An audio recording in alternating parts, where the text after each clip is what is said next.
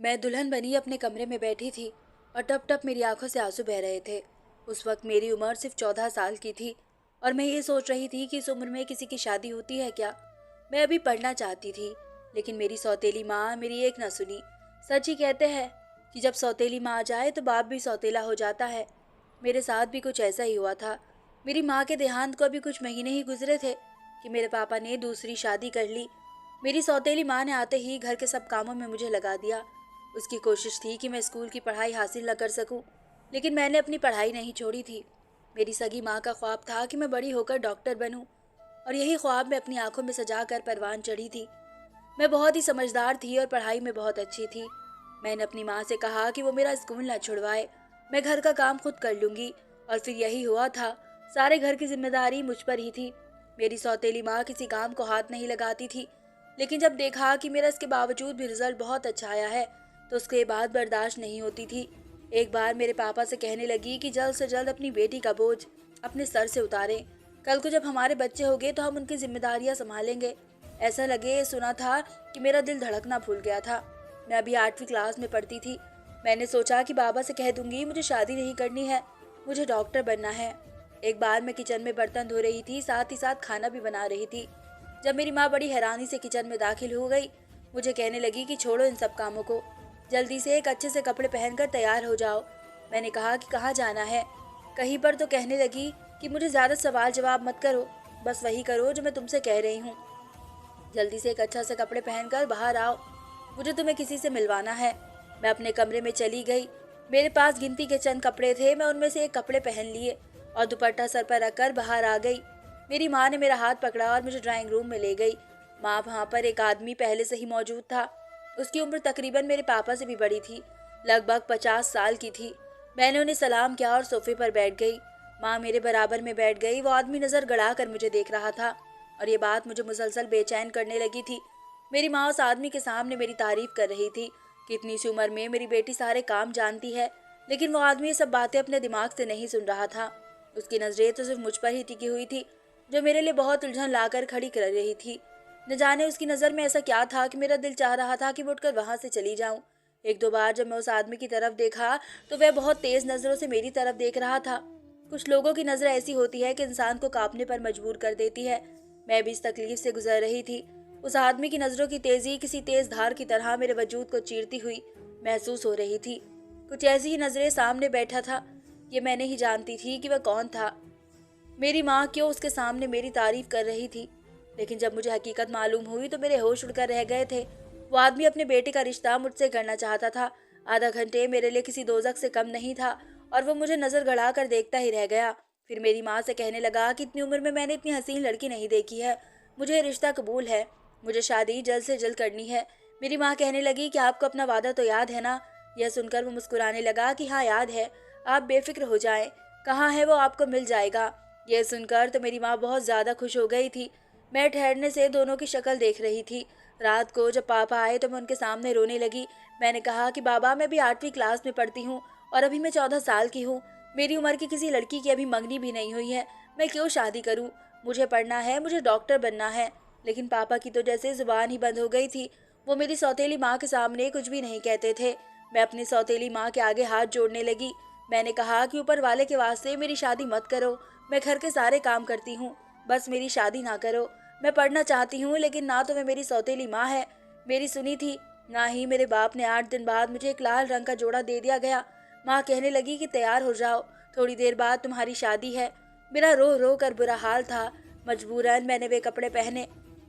मेरी माँ ने ही मेरा मेकअप कर दिया। मुझे इन चीज़ों में कोई दिलचस्पी नहीं थी। शादी के टाइम पर मेरे पापा कमरे में आए। मैंने रोते हुए कबूल किया था। फिर मेरी माँ ने ही चादर मेरे ऊपर उड़ा दी थी, उसका बड़ा सा घूंघट भी निकाल दिया और मुझे वहाँ ले गई। मैं नहीं जानती थी कि मेरा हाथ मेरी माँ ने किसके हाथ में पकड़वाया था।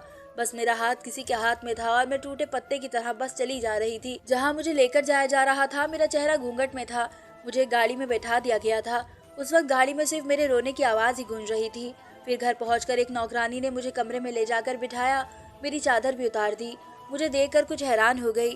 कहने लगी कि तुम हो दुल्हन, इतनी छोटी सी दुल्हन। फिर अपने कानों को हाथ लगाने लगी कि बड़ा जुल्म कर दिया तुम्हारे घर वालों ने तुम्हें, तो तुम तो बहुत मासूम और छोटी सी हो, एहतेशाम साहब को कैसे संभालोगी। वो मुझे भी बात कह रही थी कि तभी एक मर्दाना आवाज़ ने उसे पुकार कर, ये सुनते ही उस नौकरानी की रंगत उड़ गई। फौरन से वो कमरे से बाहर चली गई। मैं तो पहले ही अपनी किस्मत को रो रही थी, क्योंकि मुझे शादी ही नहीं करनी थी। थोड़ी देर बाद मेरे कमरे का दरवाज़ा खुला और जो आदमी अंदर दाखिल हो गया, उसे देखकर तो मेरी जान ही निकल गई थी। वो मुझे पागल सा लग रहा था। कमरे में आते ही हंसे जा रहा था। मैं उसे बहुत अजीब सी नज़रों से देख रही थी। वो बार बार हंसता और कहता कि मेरी दुल्हन तो बड़ी प्यारी है, बिल्कुल बारबी डॉल जैसी है। उम्र में वो 25 साल का नौजवान था, लेकिन उसकी हरकत बिल्कुल बच्चों जैसी थी। मेरे पास आकर बैठा तो मुँह कर पीछे हट गई। शादी के रिश्ते से मैं बिल्कुल नावाकिफ थी। उसी वक्त मैं बेहद घबराई हुई थी, क्योंकि सामने बैठा आदमी कोई मेरा पति, कोई नॉर्मल इंसान नहीं था। उसने झट से मेरा हाथ पकड़ लिया, कहने लगा कि अरे कैसी दुल्हन हो तुमने तो मेहंदी ही नहीं लगाई है। मैंने तो सुना है कि दुल्हन मेहंदी लगाती है। फिर मेरे पास आकर बैठा और फिर मेरे सांस ऊपर का ऊपर ही रह गया था। उसने मेरे सर से दुपट्टा उतारा। मैं बेहद परेशान थी, मेरी आंखों से आंसू बह रहे थे। उसने दुपट्टा उतार कर अपने सर पर ले लिया और फिर बेड पर खड़ा होकर ड्रेसिंग टेबल के सामने खड़ा हो गया।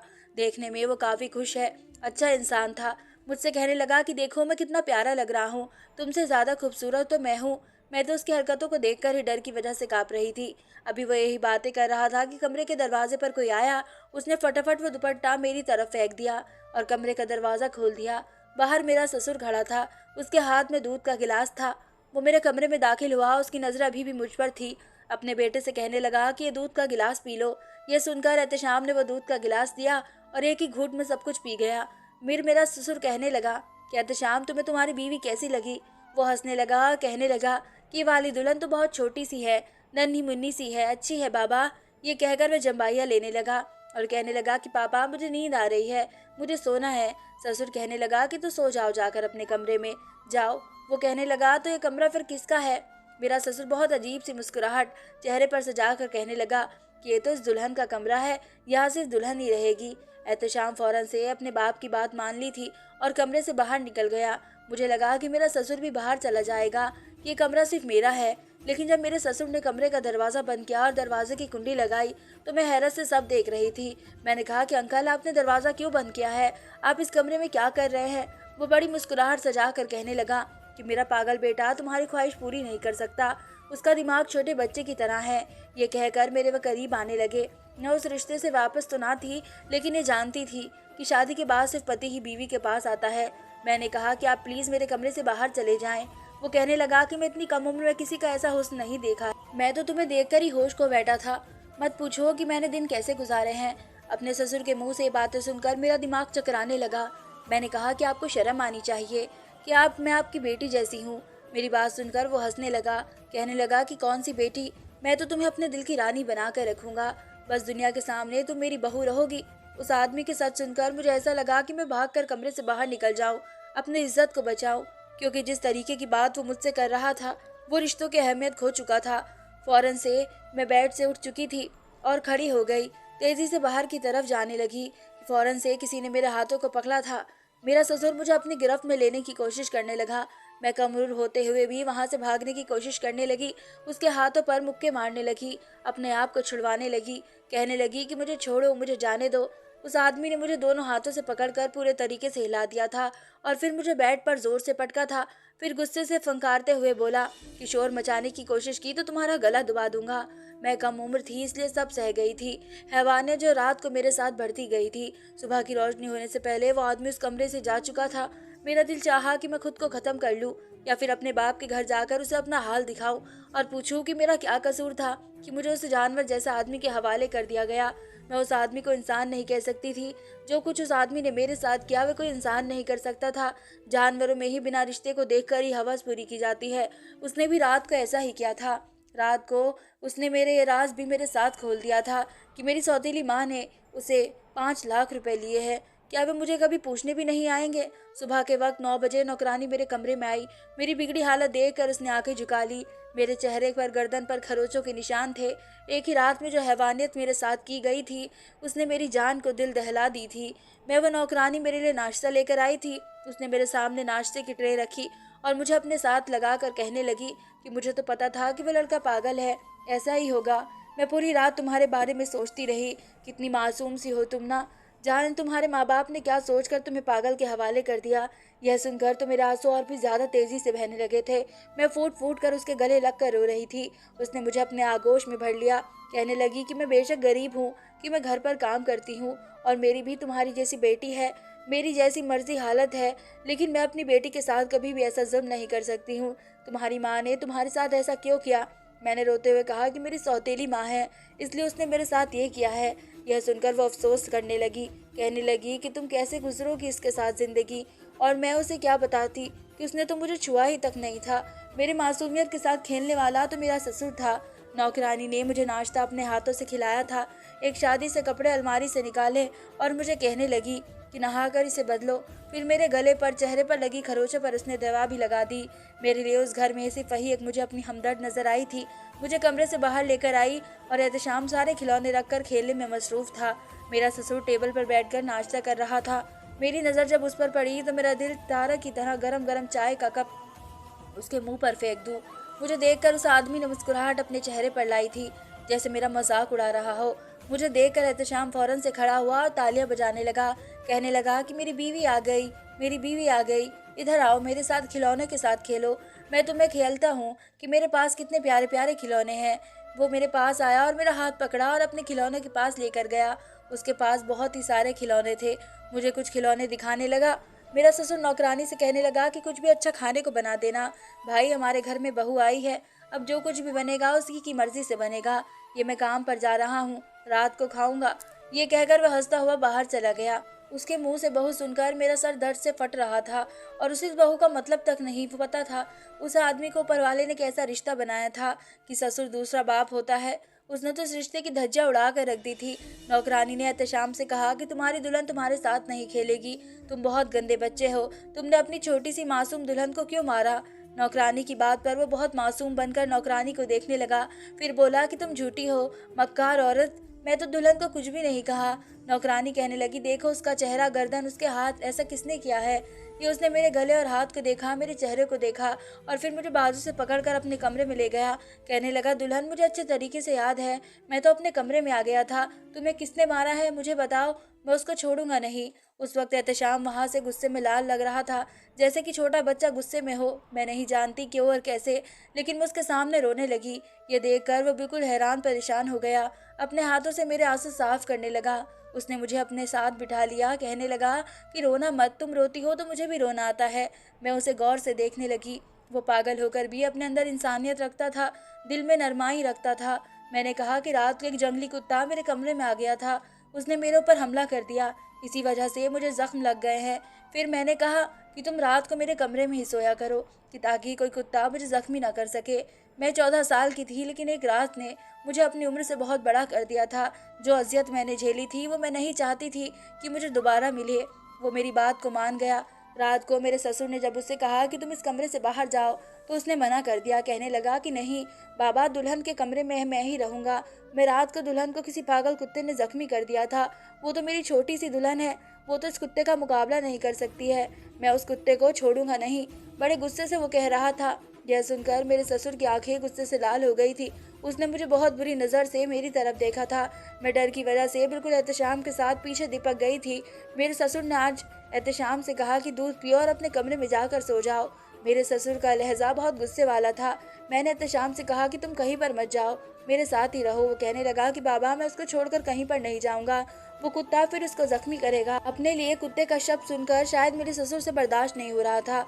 वे कहने लगे कि ठीक है, तुम यहाँ पर सोना चाहते हो यहीं पर सो जाओ, लेकिन ये दूध का गिलास तो पी लो। मेरे ससुर ने कहा कि ऐसा करो कि तुम सोफे पर जाकर सो जाओ, खिड़की सोफे के पास ही है, कुत्ता आएगा तो खिड़की से तो आएगा और जैसे ही अंदर आएगा तुम उसे मार डालना। वो सोफे पर जाकर लेट गया। मेरे ससुर ने कमरे की लाइट बंद करी और कमरे से बाहर चले गए। मैंने भी शुक्र किया था, मैं भी बेड पर जाकर लेट गई थी। कुछ ही देर के बाद मैं भी सो गई थी, लेकिन न जाने रात का कौन सा टाइम था जब मुझे लगा कि किसी ने मुझे बड़ी सख्ती से अपने हाथों में जकड़ा है। जब तक मेरे मुंह से चीख निकलने लगती तब तक उसने मेरे मुंह पर हाथ रख दिया था। मेरे कान में जो आवाज़ आई उसे सुनकर तो मेरा दिल धड़क कर ही रह गया था। मेरा ससुर कहने लगा कि तुम मेरे साथ चालाकी करोगी, तुम भूल जाओ कि तुम मुझे बच सकती हो। उस आदमी ने मेरे मुंह से हाथ नहीं हटाया, वो मेरे रोने की आवाज़ को अपनी हथेली से दबा कर रह गया। अब तो ये सिलसिला लगने लगा था, रोज़ाना मैं उसकी हैवानियत का निशाना बन रही थी। ऐसा गंदा आदमी मैंने अपनी ज़िंदगी में नहीं देखा था। मुझे दिन में बेटी कहता था और रात को मेरे साथ ये हैवानियत करता था। मुझे हैरत होती थी कि मेरे चीखने चिल्लाने की आवाज़ सुनकर भी मेरा पति गहरी नींद में ही सोया रहता था। कुछ दिनों से मेरी तबीयत भी खराब रहने लगी थी। वैसे भी उस आदमी की हैवानियत को बर्दाश्त कर करके मैं बहुत कमज़ोर हो चुकी थी। मेरी रंगात पीली पड़ चुकी थी और अब कुछ महीनों से मुझे कुछ भी हजम नहीं हो रहा था। एक दिन मैं चकरा कर गिर गई। मुझे मेरे पति और नौकरानी हॉस्पिटल लेकर गए थे। जो खबर मुझे वहां पर जाकर मिली उसे सुनकर मैं रोने लगी। नौकरानी कहने लगी कि ये तो खुशी की बात है। मैंने नौकरानी से कुछ नहीं कहा, लेकिन मैं जानती थी कि वो किसका बच्चा है। मेरा पति मेरा बहुत ज़्यादा ख्याल रखता था। ये खबर जब मेरे ससुर को पता चली तो वो खुशी से झूमने लगा। कहने लगा कि मेरी बड़ी ख्वाहिश थी कि मेरे बेटे हो, लेकिन एक बेटे के बाद ही मेरी बीवी को दोबारा औलाद नहीं हुई। अब मैं दूसरी शादी करना चाहता था, लेकिन वो कमबख्त सारी जायदाद की अकेली मालिक थी। उसके मरने के बाद मैंने सोचा कि अब मैं दूसरी शादी कर लूं, लेकिन उस औरत ने सब कुछ अपने बेटे के नाम लिख रखा था और ये वसीयत थी कि उससे ज़्यादा पर उसके बेटे की हक होगा या उसके पोते का। इसलिए मैंने अपनी शादी की बजाय अपने बेटे की शादी कर दी। मेरी ख्वाहिश भी पूरी हो रही है और लोगों के सामने बहुत अच्छा बाप भी बन गया हूँ, जिसने बेटे के खातिर दूसरी शादी नहीं की। उस आदमी की हैवानियत खुलकर मेरे सामने आ चुकी थी। मुझे इतना अंदाज़ा हो गया था कि जो दूध मेरा ससुर मेरे पति को पिलाता है उसमें नशा होता है।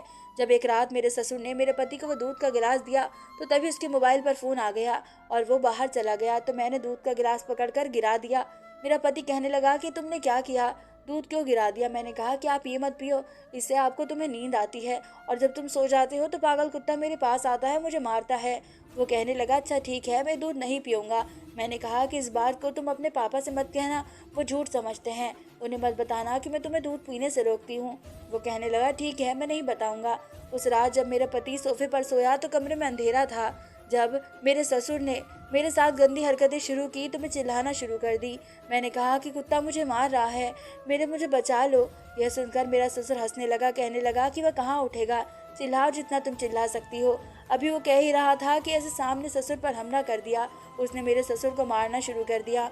मैंने फौरन साइड टेबल पर रखा लैंप रोशन तो किया। मेरा ससुर खून से लथपथ था और एहतशाम उसके ऊपर बैठकर चाकू से उस पर वार कर रहा था और कह रहा था कि कुत्ते के बच्चे, आज तुझे मैं नहीं छोड़ूंगा। तू रोज मेरी बीवी को मारता है, आज मैं तुझे जान से मार डालूंगा। मैं नहीं जानती थी कि उसने चाकू छुपा कर रखा है। मेरा ससुर बेजान हो गया था। जब एहतशाम ने अपने बाप की शक्ल देखी तो एकदम से चाकू छोड़कर पीछे हट गया।